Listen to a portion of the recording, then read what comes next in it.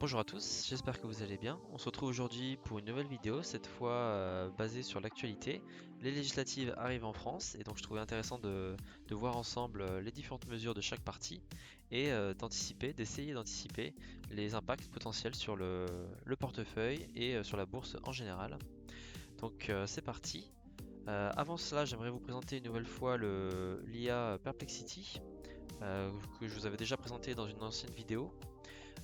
Mais voilà, c'est une IA qui a pour objectif de remplacer Google, dans le sens où vous lui posez une question et vous avez directement une réponse claire et synthétique, contrairement à Google qui aujourd'hui vous donne plein de liens à parcourir avant d'avoir directement votre réponse.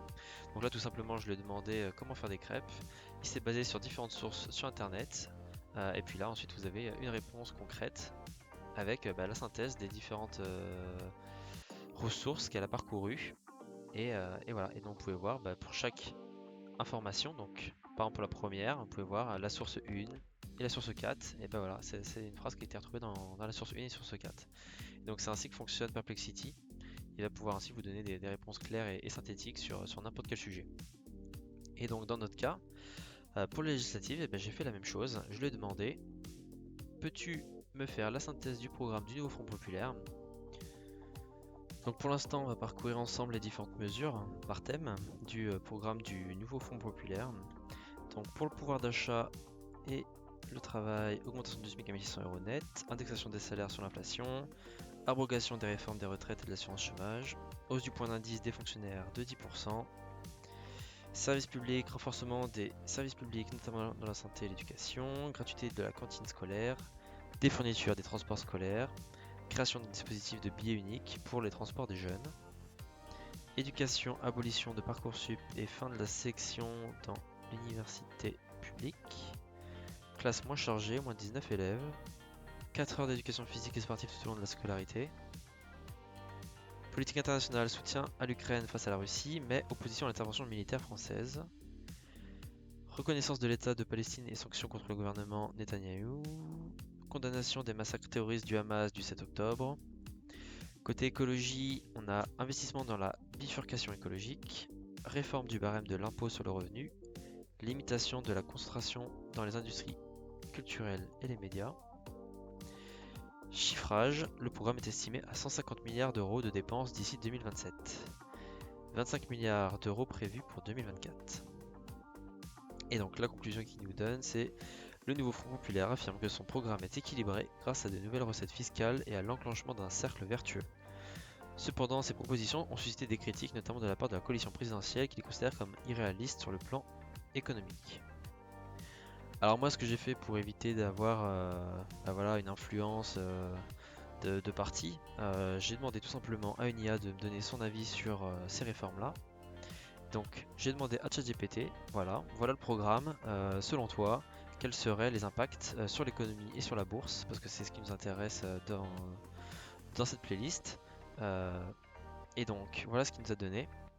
La mise en œuvre du programme du Front Populaire aura plusieurs impacts sur l'économie et la bourse. Voici une analyse des principaux effets possibles. Alors pour le pouvoir d'achat, l'augmentation du SMIC à 1600 € net, cela augmenterait le pouvoir d'achat des travailleurs à bas salaire, stimulant la consommation intérieure.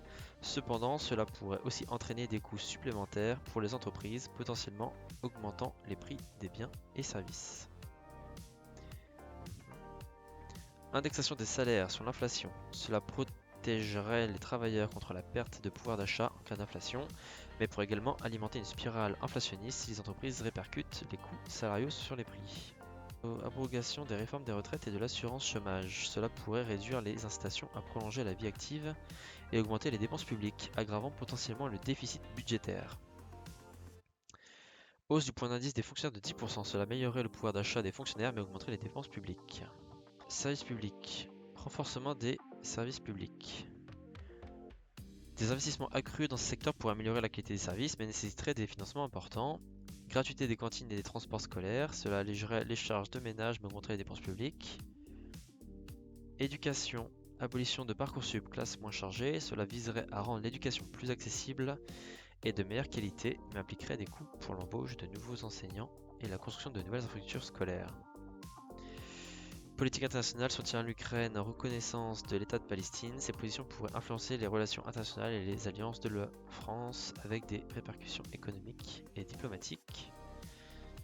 Écologie et économie. Investissement dans la bifurcation écologique, cela stimulerait les industries vertes et pourrait créer des emplois dans les secteurs durables, mais nécessiterait des financements considérables. Réforme du barème de l'impôt sur le revenu, cela pourrait redistribuer les richesses, augmentant les impôts pour les plus riches et allégeant ceux des moins fortunés, mais pourrait aussi décourager certains investissements. Et les impacts sur la bourse, donc incertitude économique, les mesures économiques et sociales ambitieuses pourraient créer de l'incertitude chez les investisseurs, ce qui pourrait entraîner une volatilité accrue sur les marchés financiers. Alors j'imagine qu'ici on parle surtout des marchés financiers français. Les entreprises pourraient anticiper des coûts accrus en raison de l'augmentation des salaires et des impôts, ce qui pourrait affecter leurs bénéfices et la valorisation des actions. Réaction sectorielle, secteur public, santé, éducation, les entreprises de ce secteur pourraient bénéficier des investissements publics accrus.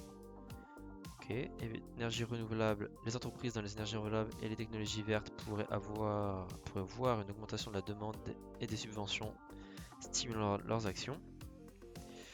Secteur à bas salaire, les entreprises dépendant de la main-d'œuvre à bas salaire pourraient voir leurs marges comprimées en raison de l'augmentation du SMIC.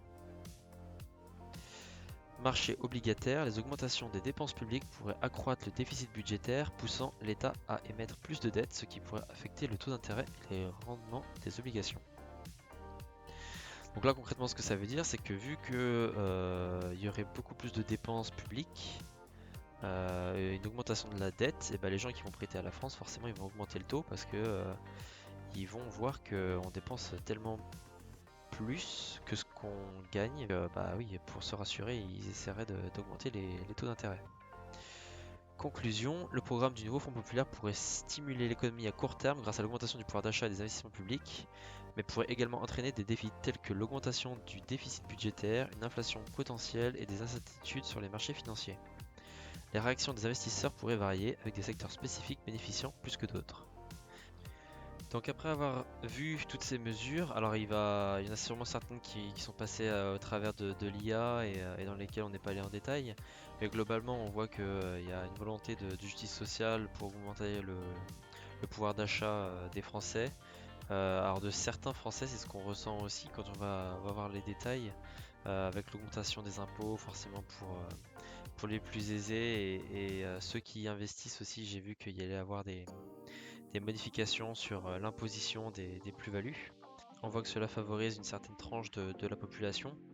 Pour ce qui est du développement des entreprises, de la création de valeur, de nouvelles technologies, des IA, etc., on voit pas grand-chose. Donc au final, tout le monde est payé plus, mais comment est-ce qu'on paye tout ça? Est-ce qu'on prend du coup à ceux qui ont le plus d'argent?